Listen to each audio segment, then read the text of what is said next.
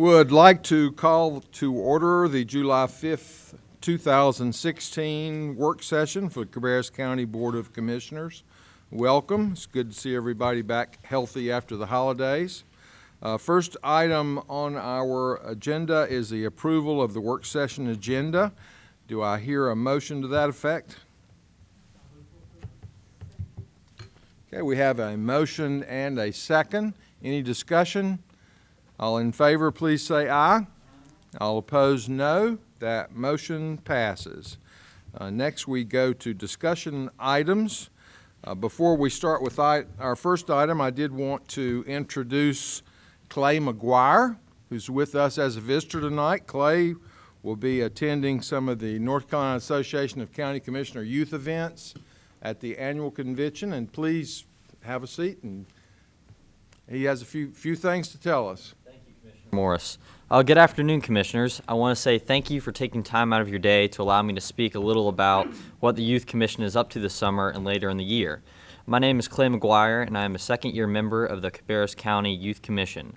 I will be a senior at Cannon School next year, and I will be attending this year's Commissioners Conference in Forsyth County along with this board. I was chosen to do this as a member of the Youth Commission and as a 4-H'er, as the Youth Commission is a part of the local 4-H chapter. The Youth Commission is responsible for educating the youth in our county and learning more about the local government in our county. In a sense, we are the liaison for the youth in our county to government and to find out information about the local county. We also do various service projects. I'm also a Boy Scout at my local Boy Scout troop, and I'm doing an Eagle Scout project called Mini Free Libraries, which came from a presentation made to my commission. So it is a great way to be more in touch with the community, and it has allowed me to learn and explore things in this county which I have lived here my whole life that I've never experienced before. As far as my trip to Forsyth County goes, I don't know much about this event, but I plan on discovering all that it has to offer and making a report to this board upon my arrival home. I look forward to learning about this board and working with it at any capacity. I appreciate your time, and I'm happy to answer any questions you may have about me or the commission. Thank you. Thank you, Clay. Any questions? I think normally at our state annual meeting, the youth, they kind of have a parallel track, and then we merge at some point for a breakfast or some other meal. So look forward to seeing you there. All right. Hey, thank you so much. You're welcome. Okay, first up we have item 3.1. And that is the downtown parking deck update, and Kyle Bilafer is going to talk with us about that.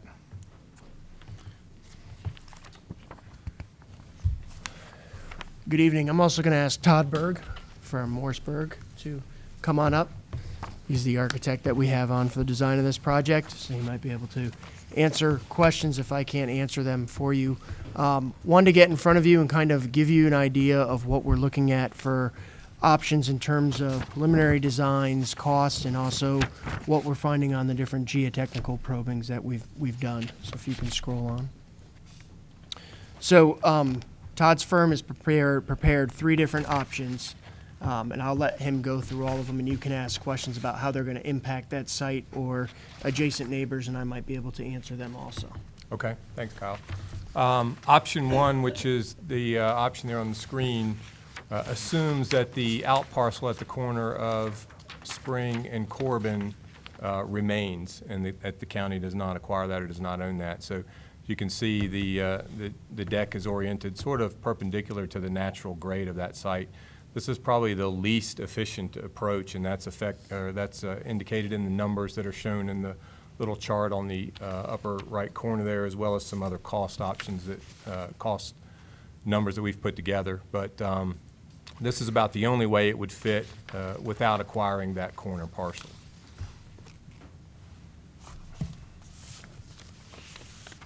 The total parking count here is just under 500 spaces, and that's for a 6-level deck. 500 is kind of our target. So you want to go to the next option? Option 2 is, this is probably the most efficient parking layout that you can get on the site. As you can see, it takes up pretty much that entire block, including that parcel at the corner of Spring and Corbin, assuming that the county can and does acquire that parcel. This, for a 5-level deck, is about 626 spaces. Again, the lowest cost per space, the lowest cost per square foot, showing that this is the most efficient layout. We looked at another, let me say one more thing about option 2 though before we go to the next one. Most of you are familiar with the way parking decks typically lay out. In this option, the center bay is sloped, but the outer bays are sloped as well. Sometimes that presents some challenges architecturally, because from the street front, what we're trying to do is make it not look like a parking deck, but you've got some sloped floors to deal with. However, it is the most efficient layout. Option 3 then goes a step further and assumes that the outermost bays would be horizontal or level, similar to the other non-parking deck buildings downtown, and then the center bay would be sloped. This one is slightly less efficient than option 2. We get 570 spaces in 5 levels, slightly higher cost per space and cost per square foot, just to indicate a little bit less efficient. So that very quickly are the 3 options. And to give you an update on kind of how we've gone through this process, we obviously used a selection team to choose Morrisonburg, and I came in front of you and told you who all belonged to that board, and it was members of Cabarrus County as well as the City of Concord. And then on the design team, even this preliminary design team, we've also had members of City of Concord, and we've actually gone in a whole field trip and looked at decks both in Raleigh and Fayetteville, as well as independently in Charlotte. You probably see a lot of decks on a weekly basis. So we're able to kind of speak about them to get an idea of what we like and more to the fact of what we don't like. And we actually had a sit down with the group that manages all the parking decks in Raleigh. So basically the people that are in my department that would manage nothing but parking decks, and gained a lot of insight from them, not just on the operation, but also on the revenue of parking decks, especially in Raleigh. We've also done a substantial amount of geotechnical work, both probing and seismic kind of scanning, and come up with a bunch of information that does not look great for the rating of the actual deck in terms of the type of deck we would have to build. And I believe Todd could expand a little bit more on what we found, but we did find water underneath. Yeah, the water table on this site is relatively high. There's also a good bit of fill material on the site. It's going to mean some deep pile foundation type system for the deck, which is not unusual for parking decks because of the loading. The other thing, we have a seismic site classification D, which is the worst seismic classification that you can get in this area. We did some additional testing to try to get that up to a C, but it was unsuccessful, so we will be a site class D. One of the things that the city has spoken to us about, and obviously we have members on their downtown master plan committee, which some of you have may seen, but they're very interested in us leaving space on one side of the parking deck for what would either be residential or commercial. So a one-sided wrap, if you will. You see a lot of decks now that have 3-sided wraps or 4-sided. This would just be one side. So the different options that Morrisonburg has put up show leaving that space. We have met preliminary with the City of Concord and DFI about what type of space and what type of unit size they're looking at, but they would definitely need to be using spaces provided in our deck, whether it would be commercial or residential. And also when they look at what they might do with the City Hall annex, they also were planning on using some of those deck spots for that. So with that being said, we've kind of looked at what we need in terms of size of that deck, because that's what everything comes down to, is the size and the money to spend on it. And when we build a new courthouse, and obviously where we're going to build this deck is at lot 3 and 4, and when we build a new courthouse, it's going to take up the lot that's directly behind me. And also the city has plans to shut down their marketplace lot.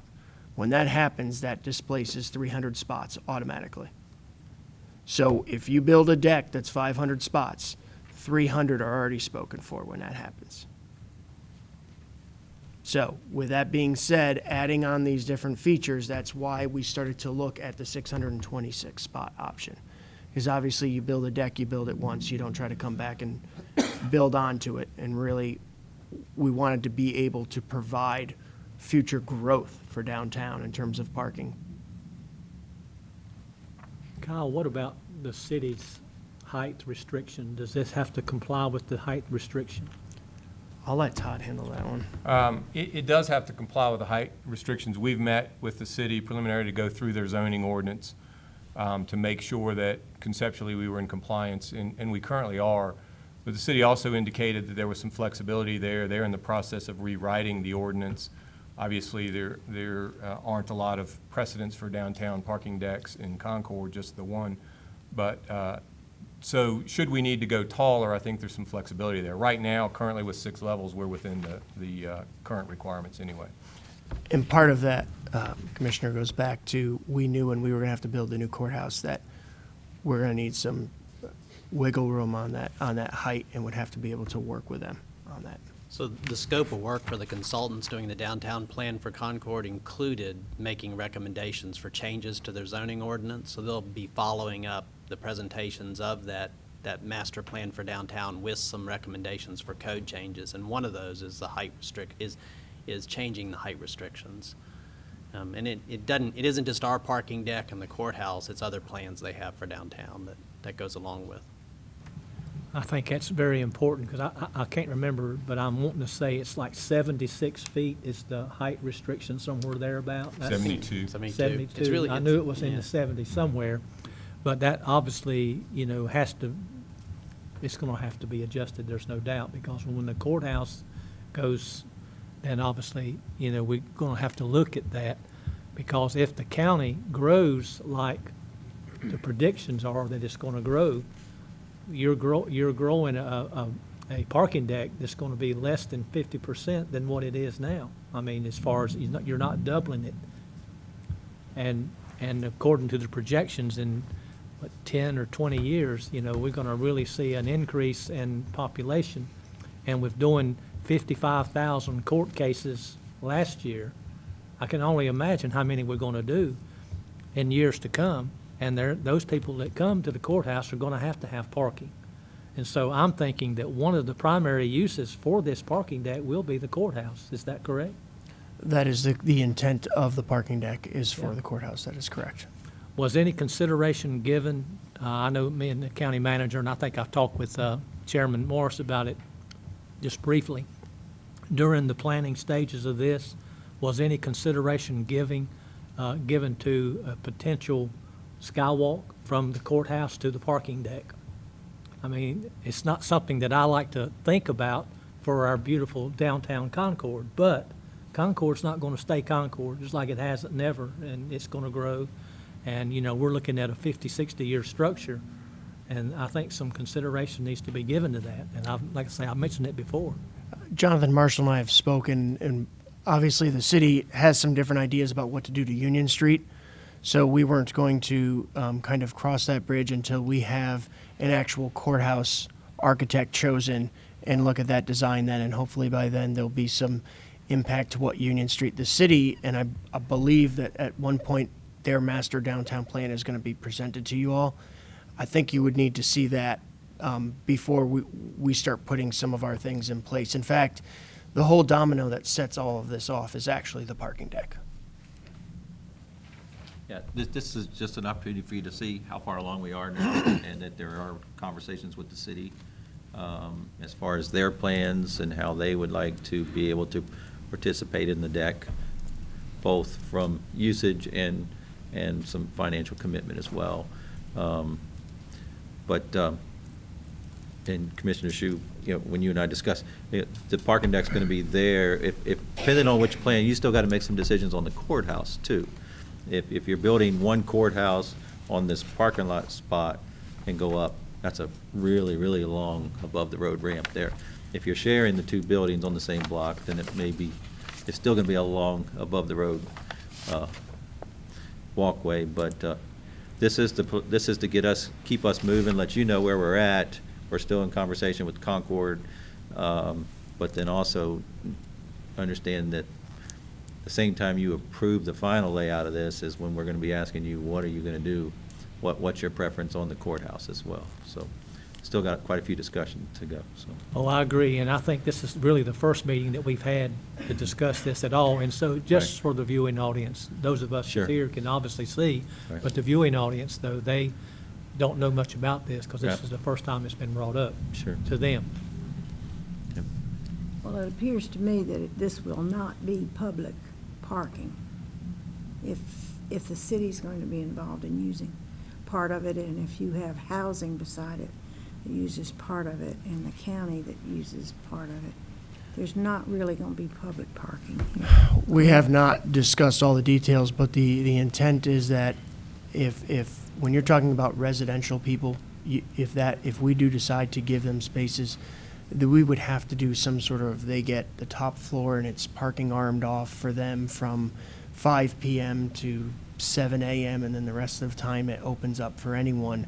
But our intent is reserve spots for some that pay, and then, yes, public spots, and primarily for jurors that we're required to provide parking for. Now, if you're talking public that just want to come down and shop downtown, I'd like to think a lot of it depends on the size, but I'd like to think that we will have space for that, especially after 5 p.m., just like we do the parking lot right across the street. Those arms go up at 5:30, and whoever wants to can use them, and all weekend long.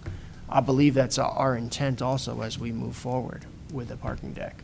But yes, issues like wraps that are residential or wraps that are across the street and have to use that parking deck, when you start getting into how are you going to make sure that it's available for them after 5 p.m. and what type of mechanisms are you going to use, yes, you eat up spaces that would be for the public after hours. That's exactly correct. And that's a concern that the county has, and one reason we've met with the city to discuss exactly what it is they're looking for.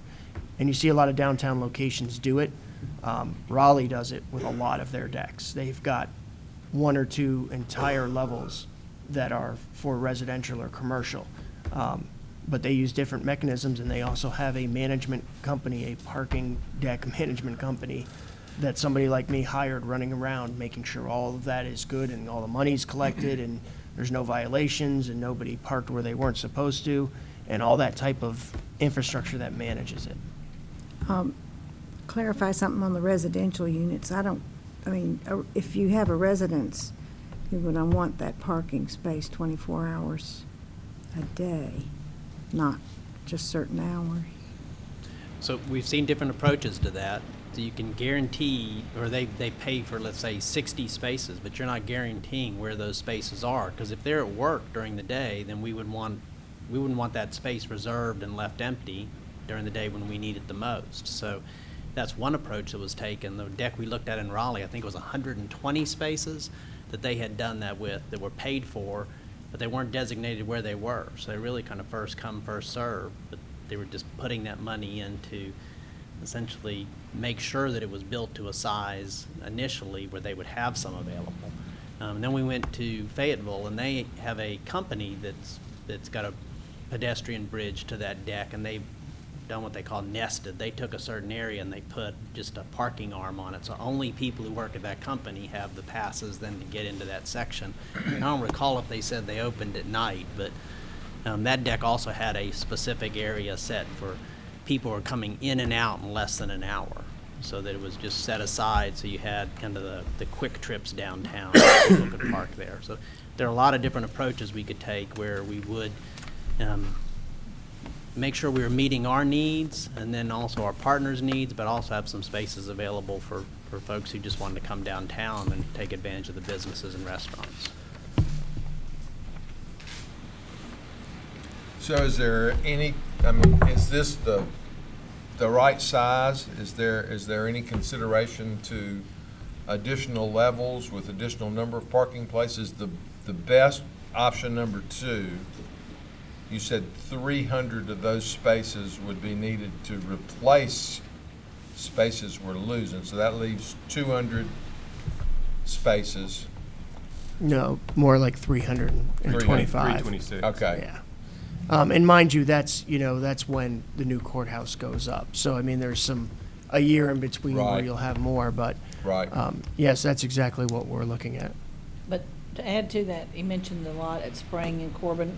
Where is that at in the process? I mean, to get that 626, that includes that lot, right? That is correct. So- Where the lot is, where the deck is physically Right. going, yes. That includes the ones you're losing there, Okay. and the ones that you would potentially lose here, and then also the city lot that would potentially go away.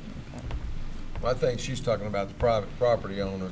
Yes, I am. Yeah, there's no commitment there. There's been a preliminary meeting. Mr. Bilafer has met with the property owner, and I've had a chance to meet with him as Okay. well, so. Thank you.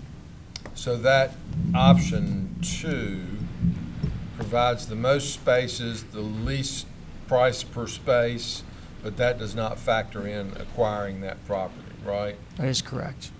That assumes acquiring that Yeah, it property. assumes it, but in terms It of assumes dollar. acquiring the property, but it doesn't include the cost No. of acquiring the No, property. no, it does not. Right. And so we don't know to what degree the city wants to participate.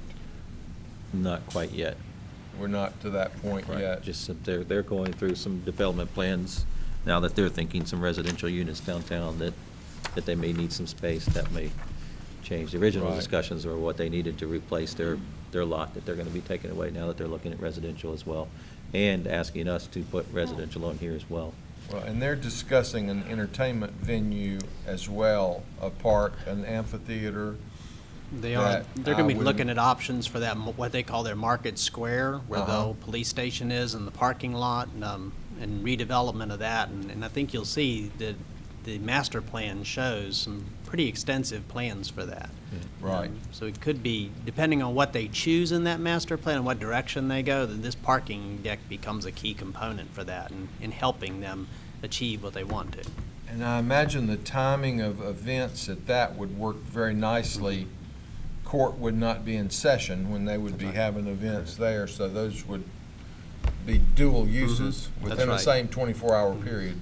It would support, because it'd be weekends and particularly weekends and evenings when we're not using it for court, this would be available. And Right. then that also gets back to why we talked about the wrap on that side, so you're not looking at a parking deck from that direction. When you're at the end of Market Street, you can see then you're looking at either residential or commercial space. So finished space that faces that and adds to what they're trying to do with Market Street. Right. And I would assume that we would try to engage a private developer to do that portion of it. They've offered to step up that process, and really the only thing that we've said in terms of what we would look at would be leaving the space for them Uh-huh. and not getting into the real estate business in terms of building it and then being a property management and leasing company.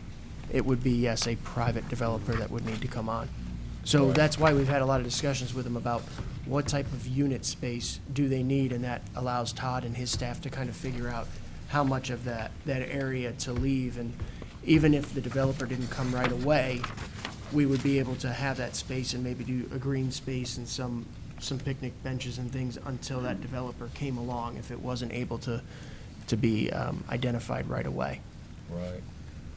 And I'm assuming that, I'm looking at option 2 because that seems to be the most desirable one. One of the things that I've noticed about the other parking deck, the city parking deck, is it doesn't integrate very well with the existing buildings there. In order to access the library, for example, you go into a rather dingy-looking stairwell that you're not quite sure where you're going. Is that involved in this plan, making it a little bit, let's say, friendly to access Barbaric and this entertainment or market square, whatever they're calling it? Yeah, I think we've spent a good bit of time talking about that, how to make it, benefit Barbaric and Market Street, how to make it pedestrian friendly. So, we recognize that a lot of people that may be coming to the courthouse have never parked in a parking deck before, so making sure that wayfinding is easy, they can find the stairwell, get down, get to the street level. So I think all those things will be taken into consideration as we develop the design. We wanted to do something in the interior of it where it would be very color code friendly in terms of both columns and signage, and try to brighten it up so you can navigate your way around Right. and find the right exits out. In fact, in one of our visits up in Raleigh, I know 3 or 4 of us got completely lost getting out I of one of the did. I decks. Everything looked the same. Yeah, my favorite parking deck in Charlotte, where I park frequently to go to, has, the automobile, Mustangs. I usually park on the Mustang level, but Grace probably picks a GM product to park on, but it is easy to get confused, for sure. Other questions? So, from a timeline standpoint, where do we have this in our plan, or have we designated a date? And I pose that to We everyone. really need to work with the adjacent property owner on the possible sale of that property. That's But the design work is in. this fiscal year. That's correct. Yeah, so, but there's several meetings that gotta come, and then we'll come back to you for that ultimate before we start the design. But Todd and his crew's ready, they're ready to go, so we need to, probably the next step for us is to set up a meeting potentially with maybe the city council and you to talk more Right. in depth about this, to see, make sure everybody's needs are met, and then also what does that mean as far as commitment from either side? Yeah, and that was going to be my next question, if the city council has set a timeline on their downtown master plan, or, They're presenting Yeah, to their they're- board. They're actually going through the presentation process with their planning board and their council, and then they would like to start taking it out to the public, including meeting with interested groups. That's where Mr. Downs and I have discussed having a joint meeting, so they could present that plan to you. We could have this discussion directly about how the parking deck and our courthouse and all our other property fit within that plan, because certainly one of the reasons we've been participating is because we're the major landholder downtown. So a number of our properties and things we do downtown will fit within that plan. So I think it'd be very interesting to you, and then have the specific discussion about this deck and what we can do together on that, including tying this possible wrap residential space in with the marketing that DFI is doing for them. May I just make a comment to follow up on what he just said, which was what I was going to add. We don't want to make the mistake of not having a lot of public input and having a lot of coordination between the commission and the city. I know it's their property, their plan, but you head toward difficulties if you don't talk fairly early and kind of get on board and cooperate with each other on it, because it could start butting heads at some point. You don't need that. well, I think this, with the downtown master plan that they're working at, and I've attended a couple of those meetings that they had for the public, has the potential to probably be as transformational downtown as anything in the recent past or foreseeable future. So it's pretty, I agree. I think it's very important to get a lot of input and do it right. And it's also pretty interesting that we've got Kannapolis going through the same process at the same time. So we have the potential for a lot of change. From our standpoint, our contract with Mooresburg has different phases in it that involve a lot of public interaction, different group meetings, things like that. We haven't gotten to that level because we still need to get some of these details outlined and defined, both from the county and the city interaction together, before we can move forward with anything. So I've had them in a bit of a holding pattern. We've kind of taken it probably about 90% to the farthest point that we can. We can probably do a little bit more if you all are liking option 2. Todd and his team can work on firming some of that up in terms of how that option 2 will come together, since all of the different levels will be sloped. That provides some architectural challenges for Todd and his group. They could probably look into that, but until we kind of meet with the city and really have a clear role defined, they wouldn't be able to move forward with any of that, because we really want to know what we're telling the public when we meet with them. I think the next thing would be to go ahead and set up the meeting at the next, either your next work session or their business meeting, so that both boards can meet together. We will meet with the property owners, the adjacent property owners as well before that time, and then we'll go from there. And then Todd, if you can join us for that, for sure. So, and of course, that'll be a public meeting, so that'll be the first time that the public's already hearing their master plan. It's just now, how do we fit in what we're looking to do as well? That was another point I was going to make, because I've had several people mention it to me, that they're hearing this and they're hearing that, and, you know, they don't understand, and I don't, and of course, I can't respond, and I don't. Sure. But to me, it's better for the public to get an early idea than to get a false idea. Right. That causes trouble later on. Just One question on option one, the corner of Barbrick and Spring, is that designated for private development, or? Yeah, I think that's what we were indicating on that. Really, in all the options, that sort of blue block in the case of option 2, which is there on the screen, it's the long band that's parallel with Barbrick. In option 1, because of the out parcel, the only place that whether it be retail or residential, that the city is looking for can fit is the corner of Barbrick and Spring. Great. Any other questions? Yes, sir. I just had one, Mr. Chairman, that I just come up with. Don't the county own this lot right here? Yes, Mike, sir. Right here? Was that lot looked into as far as consideration in this?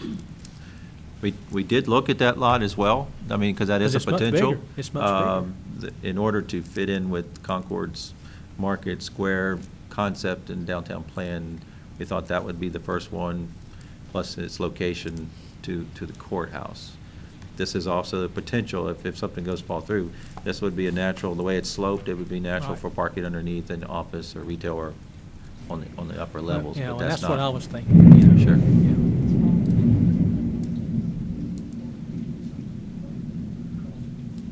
Yeah. Okay. Any other questions? Thank you, gentlemen. I'm sure we'll be talking quite a bit more. Next, we have discussion items for action at our July the 18th meeting. First up, 4.1, Active Living in Parks, Matching Incentive Grant Request. Welcome, Londa. Thank you. These two figures throwing Yeah. No, that's a whole lot more. As you all it out. I was just estimating. It's a lot. may or may not remember, last year, there was some discussion in reference to the incentive grant process and priorities. And I believe it was November, we brought some proposed changes to the board that were dealing more specifically with the recreation aspect as well as maintenance support aspect. And so the applications that we have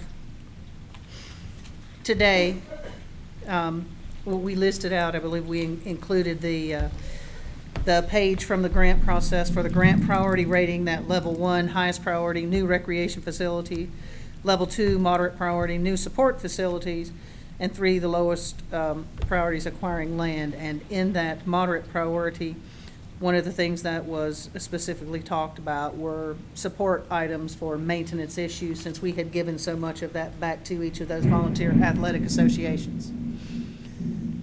So, with that said, just as a recap on the purpose of the program, providing seed money to local nonprofits, whether it's PTO,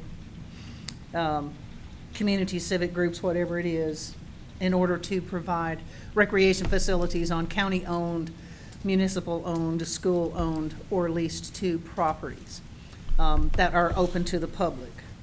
So what we have this time, and we were very disappointed, and we were finally on the upswing again as far as grants, because there were 8 or 9 years ago, we were having over $200,000 worth of grants just about every year. And then with the economic downturn, the schools, especially the ones that were hit the hardest with their PTOs and athletic booster clubs, we'd started back up and actually had received more money. And this time, we'll definitely have phase 2, which is already in the grant procedures, and that would be, I believe that's October. We had 3 grants to withdraw on the last day. And then we had one that was a substantial amount that the last day called and said, we just can't apply. We just don't have the money, we're unsure. And 3 of those 4 were schools. So hopefully, and we talked to them in reference to phase 2, and they said hopefully they would feel more stable and be able to get their grant request in. Some of you all may remember, Commissioner Poole may be the only one from several years ago. We changed the date of applications for the schools. They wanted it when it is now so that they could work all year toward raising their funds. It used to be October, I believe. And that was the reason we switched it. So I don't know if we need to look at that again or not after what we heard this year. But with all that said, what we have here are the Weddington Hills with the nature trail repairs, the Rotary Club of Cabarrus County building a dog run at Vietnam Veterans Park, Patriots Elementary PTO, this is Red Hawk Trail Phase 2, last year was Phase 1, and they're coming right along with that. Rocky River PTO, playground equipment and shade structure, and the Hartselle Athletic Association is helping fund that for them. And then the Hartselle Athletic Association with the maintenance equipment. Just one question, Londa, on that last item there. Yes. What's the plan? Will the county own that equipment and maintain it, or will Hartselle? Well, what it will be, Hartselle will own that. It will have to stay on the property. Right. At Rocky River, or it could be used at any of the properties, but it can't go home with anybody. It has to stay there.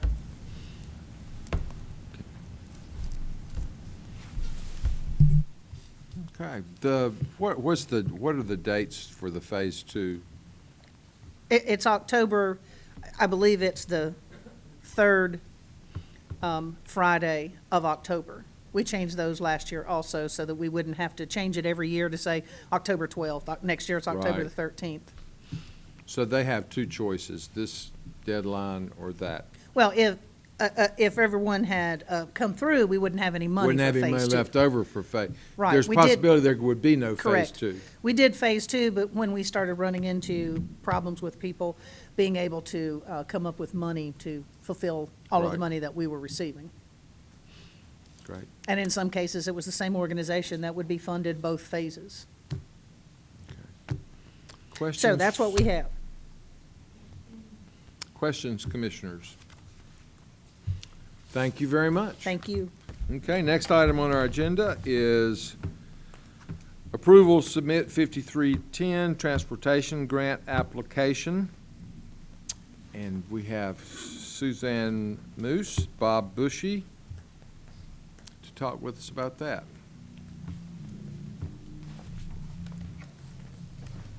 Good evening. We wanted to present for your consideration tonight an opportunity for us to submit an application for 5310 grant funds for transportation. And Bob has the specifics, and he is going to detail what we're requesting. Thank you. The City of Concord, through the CK Rider system, has put out a call for projects for the 5310 Elderly and Handicap Grant. The total funding available is $493,530. It is a federal grant, so there is a 50% match. Currently, we provide our elderly and handicapped trips through the Home Care and Community Block Grant. However, that money falls short about $154,000 for the demand. We also provide trips through EH, part of our Rural Operating Assistance Program. That money also falls short about $126,000. If we are awarded this full amount that we're going to apply for, we could use both the Home Care and Community Block Grant and the EH portion of the rope as the match. So that would bring down the county match to provide those same trips to $15,000. Now, this would not increase service. It would just pay for the service that we're currently providing. What we are here for you to do tonight, it was a quick turnaround on this grant. The application is actually due at the end of the week. And so we are asking that if you would suspend your rules and vote and approve for us to apply for the grant. Then if we are approved for it, we will come back before you at the next meeting to get you to vote to accept it and have a public meeting. Okay. Questions for Mr. Bushey?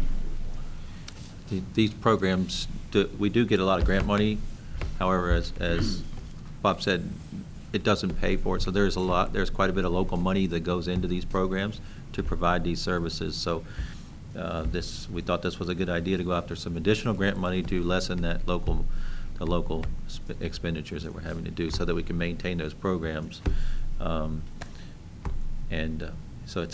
it's a heavily used program. If not, if we drop back on local money, or if we don't get the grant, then there's always potential you compress those trips down and create waiting lists and everything else, and we don't want to do that. And the boards gave us that direction to keep providing those trips when needed. So this will help us reduce lower the local cost if we're able to get the grant. If not, we'll continue on still providing the trips with the grants and local money. So I'll make a motion to suspend. Go ahead. You need a suspension of the rules? Vote? Yes, ma'am. I move that we suspend the rules and vote on this grant. Okay, we have a motion and a second to suspend the rules. Any discussion? All in favor, please say aye. All opposed, no. That motion passes.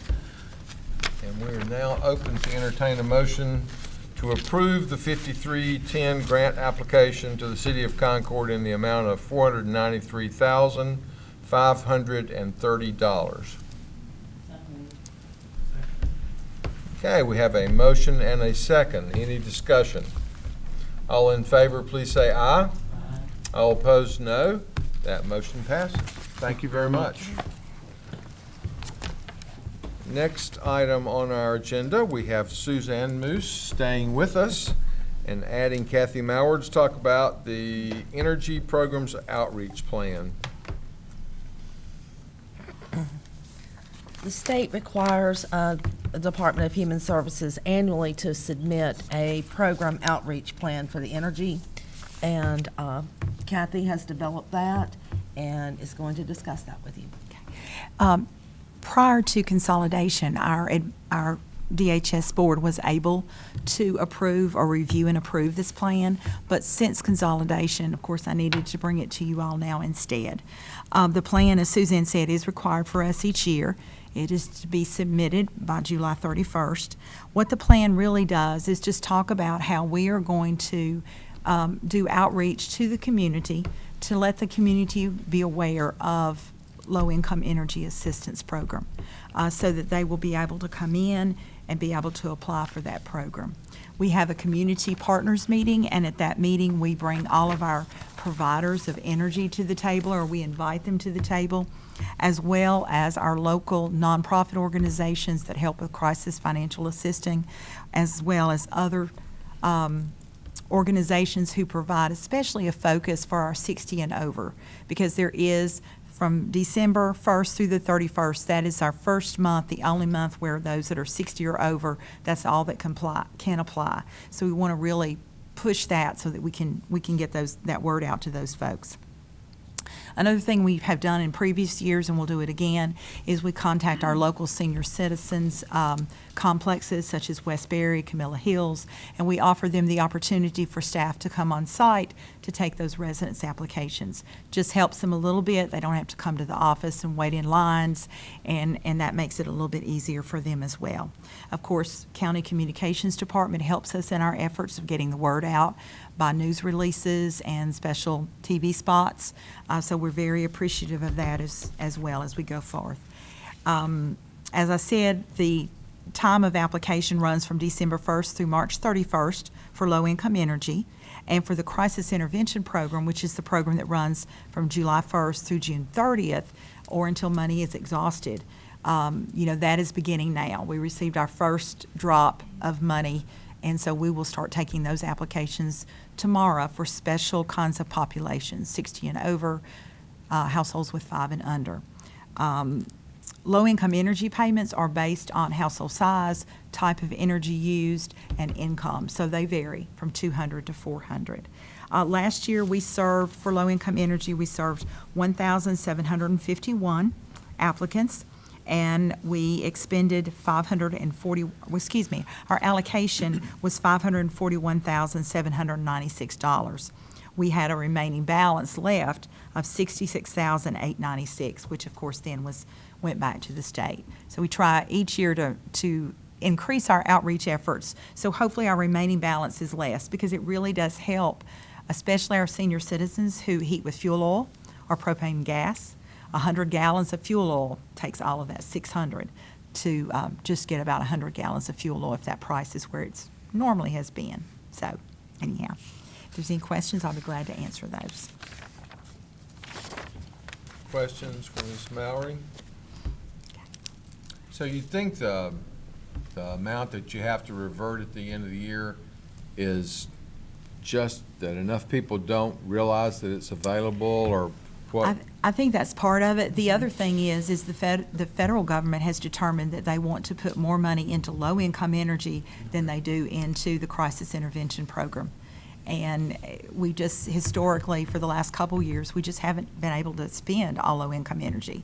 When a client comes into the office, they're coming in requesting crisis intervention program, we automatically do a low-income energy application for them if we're in that December through March window. So we try to do our best to do that outreach, but, and then there are some individuals who are just very hesitant of coming into the agency and providing us with income and the information that they have to provide us. Some folks just don't like to do that. That they would do it in a crisis, but not just to come in and make an right. application, yeah. That makes sense. So we try to tell especially our older individuals, please come in. We'll do our best to help you.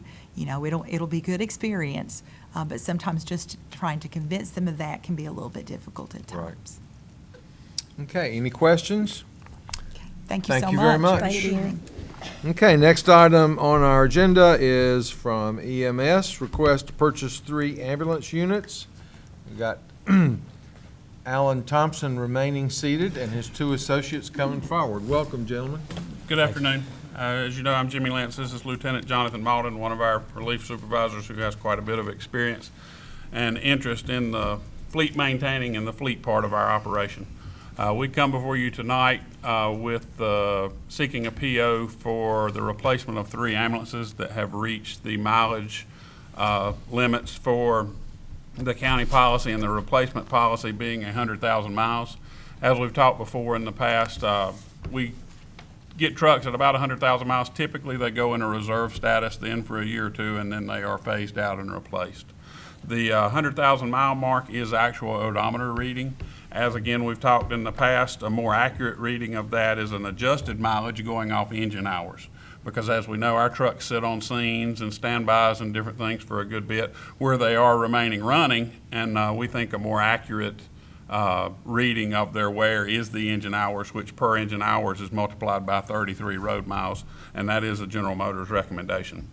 We come to you tonight, too, as mentioned, to replace 3 at a cost of $479,949. This will be utilizing the dealer for Demere's brand ambulances. The dealer is First Priority South out of West Jefferson, North Carolina. The brand of ambulance we are preferring is the same as we did last year. It's Demere's.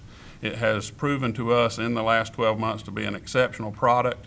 We were placed in a kind of a unique situation the other week with Chairman Morrison after the opening of the new Harrisburg station, which was phenomenal. We were in a position to kind of do a side-by-side comparison. So he was able to see firsthand some of the safety features and some of the features of these ambulances and the changes over the years where the industry has gone safety-wise.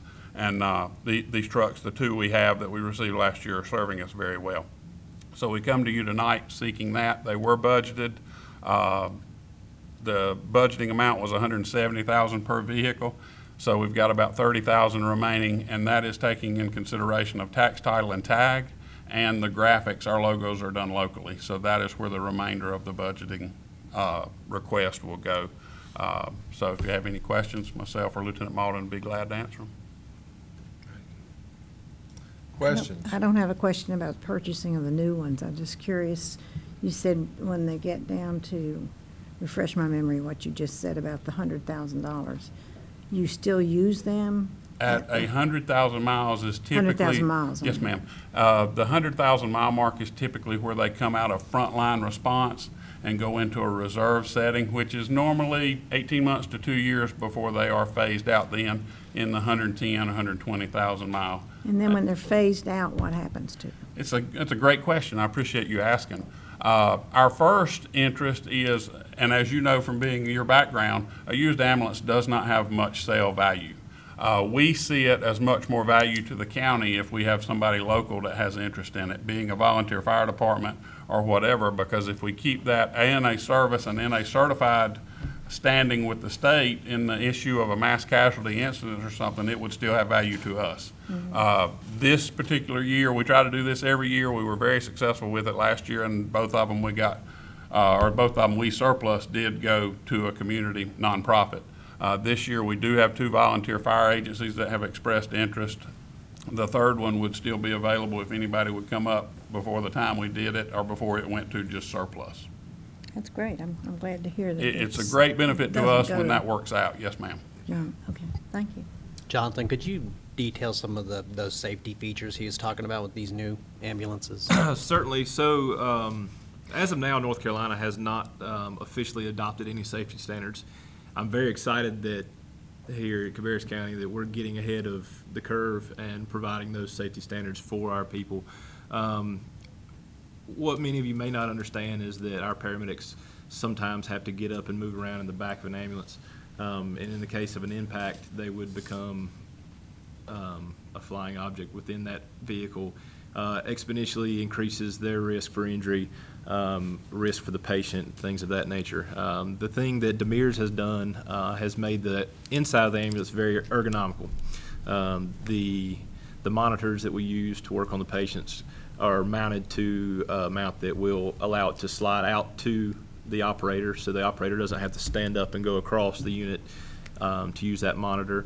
The seat that we're sitting in, the older ambulances, as you may have seen, were just a bench seat that we would choose where we would sit.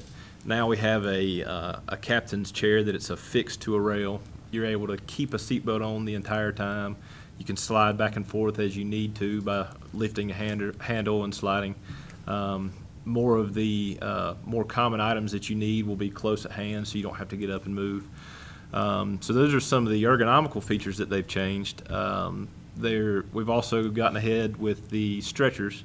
They've improved the way the stretchers mount within the ambulance. So if the ambulance were to roll over, take an impact, that stretcher is now certified that it will not come out of that mount. So as long as the stretcher is properly secured in the mount, the patient's properly secured to the stretcher, they should be as safe as they ever been in the back of an ambulance. They've really improved that feature as well. Demers now has everything within the ambulance is pull tested. The grab rails, the safety net, that's one of the standards that's coming out through the new NFPA 1917 standards and the CAS standards as well. And also they require some impact rating. Previously there were no requirements on the impact rating on the boxes, just like a modern car has crumple zones that will take shock and impact. The new ambulances have crumple zones. The compartments on the outside are designed to fail and crush to take some of that energy. So just a few right off the top of my head of the features that Demers has improved that we've decided to adopt to help keep our employees and our patients a lot safer. It was very interesting to have the opportunity, as Jimmy mentioned, to look at the two side by side. And so in that setting, seeing the differences on the newer unit, you know, the immediate reaction was, I never thought of that, but it makes so much sense.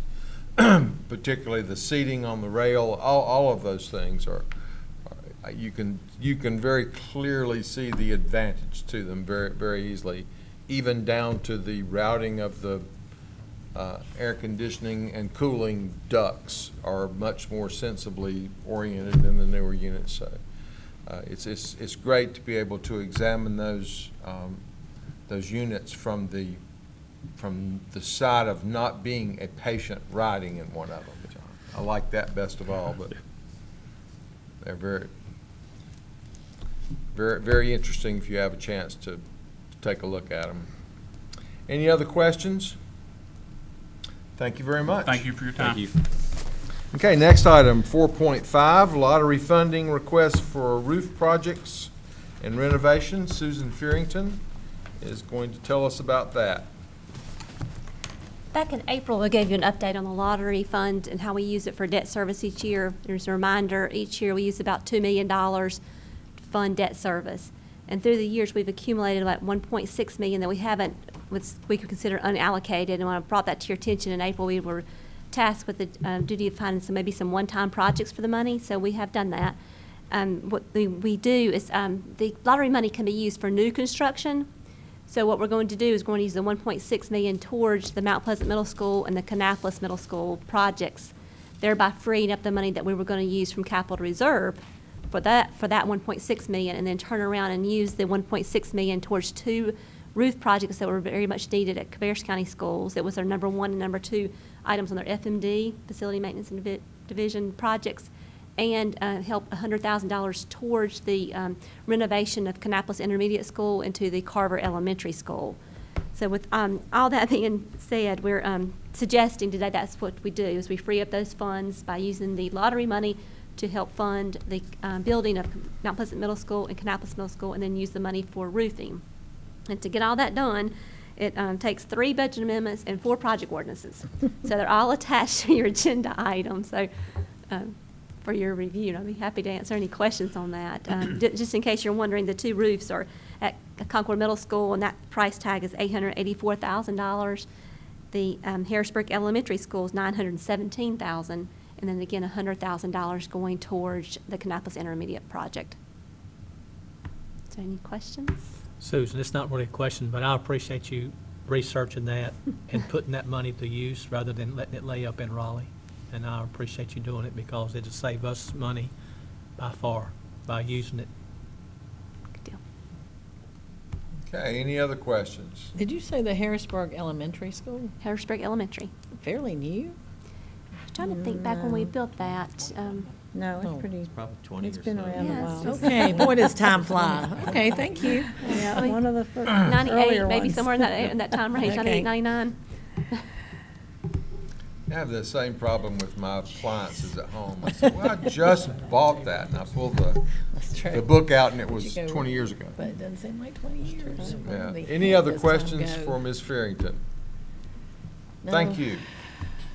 Okay, next item, 4.6, Emery Ortiz from the library is here to talk with us about the updated circulation policy. Welcome. Hello. The library has purchased 72 of these awesome little tablets that we are hoping to make available to the public. And before we do that, we want to make sure we update that in our policy so people understand, A, the responsibility of checking out one of these items, and B, to make sure we put guidelines on it like we do the rest of our materials. So the fully updated policy is in your packet, and the changes are highlighted in red. The gist of the changes are that these will only be able to be checked out by adults. Now, we do have them for ages birth through adult in terms of content, but just in terms of the pricing of them and the responsibility that comes with checking them out, they will be limited to adult cards. Other than that, we just updated the terms, and they'll check out for a 2-week period, just like our other AV materials. And I think that's about the summary of it. And if you have questions, I'll be glad to answer them. They're really cool. If you want to come check them out, please come by the library. I can show you the whole I was collection. going to ask if we could see what was inside the little box. Absolutely. They come, each one comes in a kit just like this, which includes a charger and then the tablet itself. This one is LYNN Pre-Calculus. So if you want to put that one on hold, let me know. Save that one. Yeah. But they range from literacy skills from the very young to language learning, Spanish, Italian, French. And we also have for adults, business fundamentals, everything like that. These do not access the internet, so you do not need internet access at home to check them out and use them. You'll be able to use them in a car, on the go. They should be accessible to everyone. For what length of time? 2 weeks is the length that they'll check out. And you will be able to put them on hold. We're not sure what the demand or popularity will be yet, so we do have the option to order more if the demand is high. But it's, kind of a very high-quality book that they'll be able to check out. And each one has that different theme. So like I said, this one is calculus. And then you'll be able to check out every other tablet and have different content on each one. How are you getting the information to the library consumers? Is it going to be a separate section in your website, or how would I know what tablets there are out there? Sure. We definitely plan on marketing those once the policies are approved and we have them ready in our system for circulation. We'll also have little handouts that we'll be giving to people with the policy updates on there. And all of our policies are available online, so they'll be able to find out there as well. And we'll have the pricing and the guidelines on the cases as well, so people will know before they even get them out the door what comes with checking them out. Now, am I correct that anybody can go online to your website and see a listing of all the topics available on these and other? Yes, they will be as well? cataloged just like any books.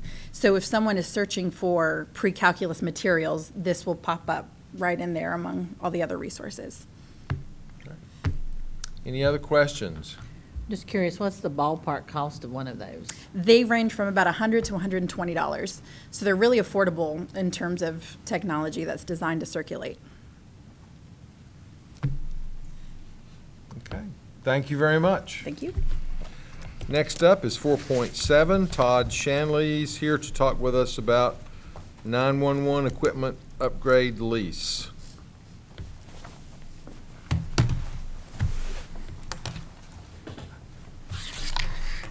Thank you. I am here to talk about our 911 upgrade lease. The goal today would be to ask you to authorize the county manager to sign that 60-month lease to upgrade our 911 equipment.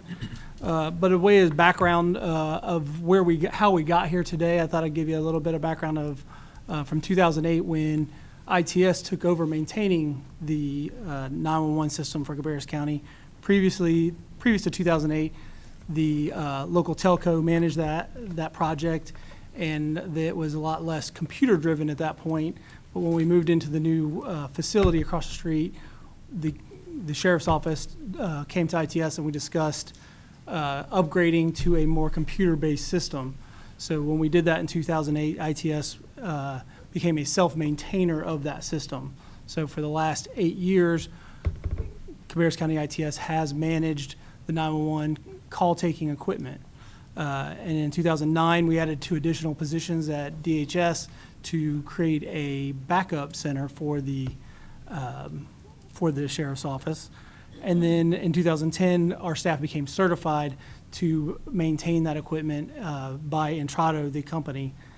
2011 was a landmark year for us when we signed an agreement with Concord and Kannapolis to bring them on to add 6 positions in Kannapolis and 7 in Concord, so we all ran on the same system.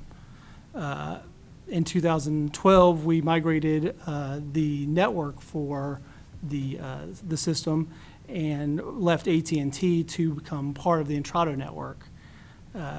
In 2014 and 15, we began testing and implementing text to 911 features. And in 16, we signed an agreement with Union County to become their backup. And then I believe Lieutenant Gilliland was here last month discussing the Rowan County project. So we're growing and implementing wonderful things for your 911 system here. It just happens to be time after 8 years to upgrade that back-end system. The 911 funds that are granted to us by the state that are collected on your phone bills will fund this project. The goal of leasing this rather than paying for it outright is to utilize those funds as they come in rather than the outright cash payment, because we don't get those lump sums in large amounts. So to operationalize this budget, we will need to lease this equipment.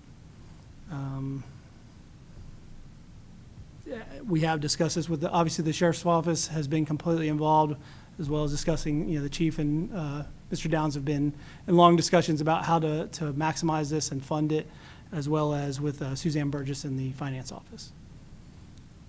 Glad to answer any questions if you have them. Questions for Todd? You did a great job of explaining. Everybody understands. Thank you. Absolutely. Okay, next is 4.8, designation of voting delegate for North Carolina Association of County Commissioners 109th Annual Conference. That is the meeting that we referenced earlier with Mr. McGuire to be held in Forsyth County. And I think they require us to designate one person. Is that correct? And I think Commissioner Honeycutt plans to go, and Commissioner SHUE, and myself, and Grace is shaking her head. You're planning to go as well? Yeah. So, who draws the short straw? I would move for Chairman Morris to be our delegate. I can't move that, I don't guess, but I would recommend that. Okay.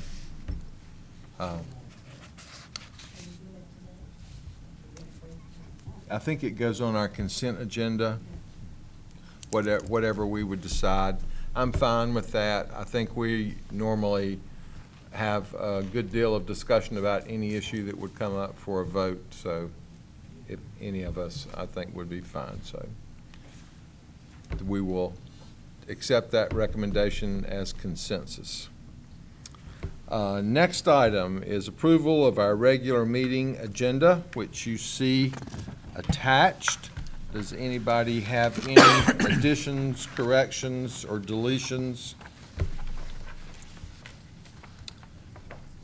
If not, I would entertain a motion that we accept the regular meeting agenda as presented. Second. Okay, we have a motion and a second. Any discussion? All in favor, please say aye. All opposed, no. That motion passes. We do have need of a closed session for pending litigation and economic development per North Carolina General Statute 143-318.11A 3 and 4. And at this time, I would entertain a motion to go into closed session. Okay, we have a motion and a second. All in favor? All opposed, no. That motion passes. Thank you, and we are now in closed session.